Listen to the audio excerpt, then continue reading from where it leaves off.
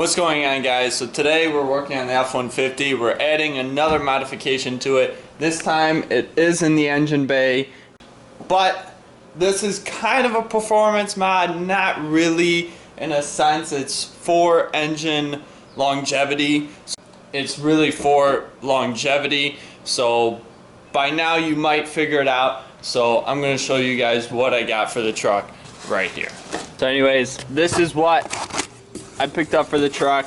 Yes, it is an oil separator. It's a JLT 3.0. I got the black one, not the sand finish, just because I kind of want everything to stay OEM looking under the hood. But this should help me keep my engine running longer, because I tend to drive my vehicles for high mileage and long distances and short distances, but I want them to last. But anyways, let's get to it and start putting this on. So the first thing to do is take the oil cap off.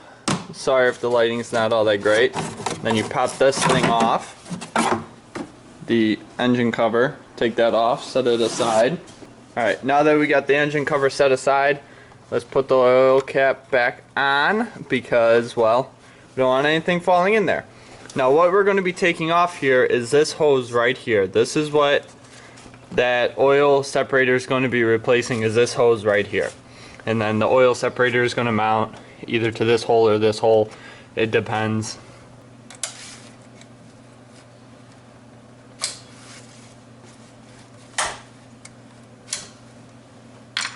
Okay, so that was easy enough. You guys can see, here's the tab. You're just going to pull this tab back, and it should pop right off like that. And just by looking in here, this isn't so bad right here, but looking inside this hose or tube, whatever you want to call it, there is quite a bit of oil in here. So this should definitely help with the oil buildup in the intake. So let's go get the catch can and put that on.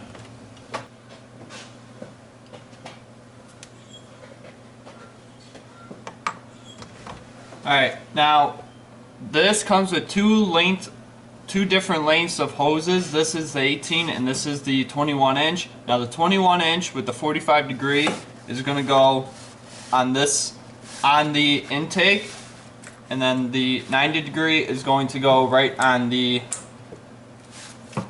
intake manifold. Not intake manifold, but on the intake cover. And then the intake manifold is going to get the 45 degree. And it should just clip on, double check everything, give it a nice tug, and it should be good to go. Now, as for where this is going to mount, it's going to mount right here.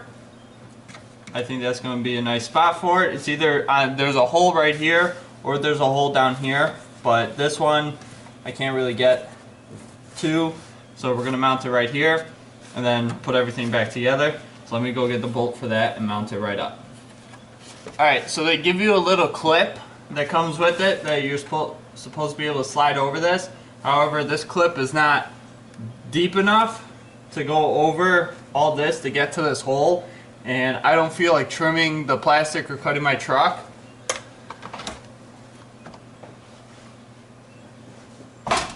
So they do include a nut with it that you can place behind there, or put this bolt through the hole first and then get a wrench back there and just tighten it up. So let's do that, because I don't feel like cutting up the truck, so I'd rather deal with that.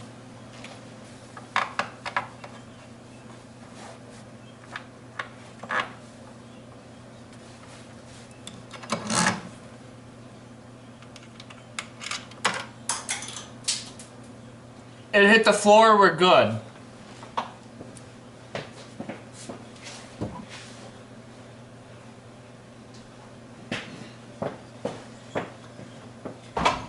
It's not a how-to video unless you drop something into the engine bay, right? That's when you know it's real.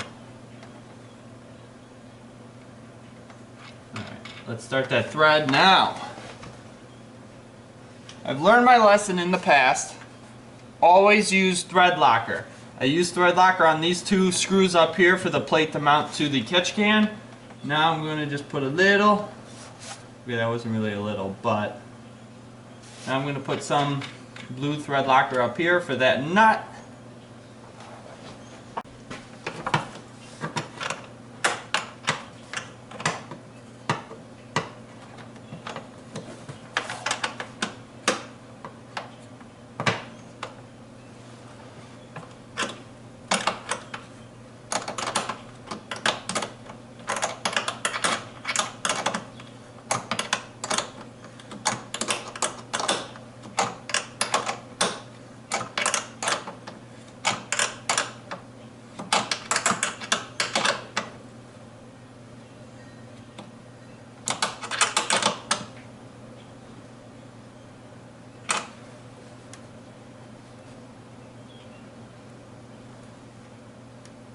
Now this is kind of where my OCD is going to come into play. Well, correction, my selective OCD is going to come into play. Now let's just make sure. Okay, so this hose right here, the way it's angled is going right underneath the catch can. It's kind of making it difficult to unscrew it and take it off. So what I'm going to do is, and something they do say in the suggestion, is to grab a wrench and kind of turn this fitting so the hose goes behind it a little bit. So let's go grab the wrench and do that.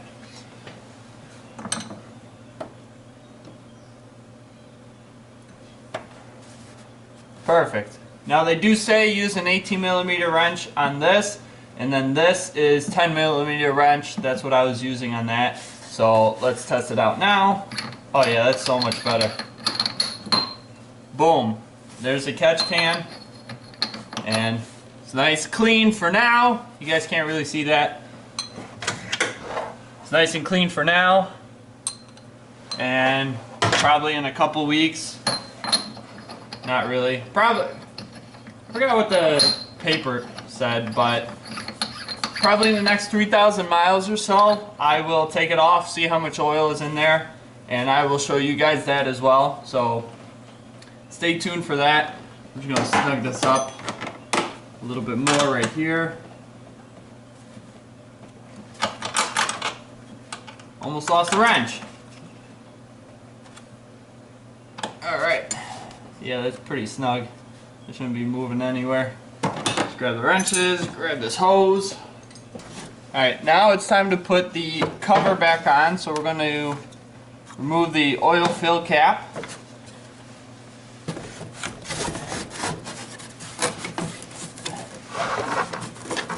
And slide it back in there.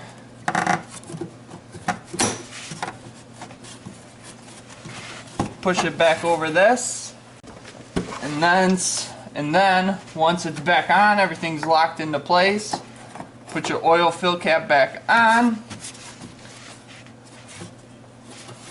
Make sure it's not going to move anywhere.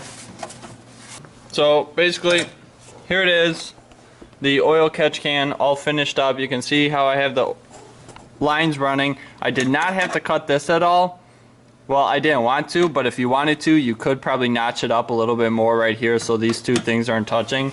But I don't think that's a big deal that they are. This one down here is still pretty free, able to move and flow. And then the most important part is this. Getting in here.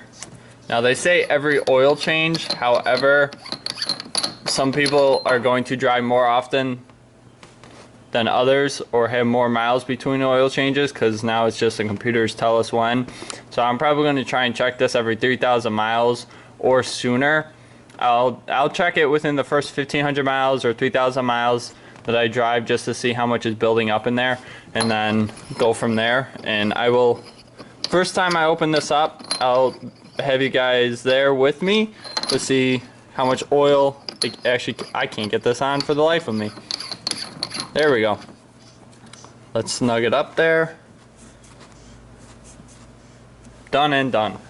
Alright guys, that's my install for the JLT oil separator for the 3.5 Ecoboost engine. This is a 2013, and supposedly this works with the 11 through 18 Ecoboost, 2.7, 3.5, the 5.0 Coyote, and the 6.2 Raptor. With the Raptor, it says you gotta cut something with the cover or whatever. But anyways, this is for my Ecoboost. I hope you guys enjoyed the video. But anyways, guys, so just finished that up, as you can tell. And if you enjoyed this video or found it helpful, don't forget to hit the like button. And as always, guys, if you haven't done so already, please consider subscribing to my channel. I greatly appreciate it. And I will see you guys later. Bye. Look at this. My truck doesn't even fit in the garage. How am I supposed to work on it?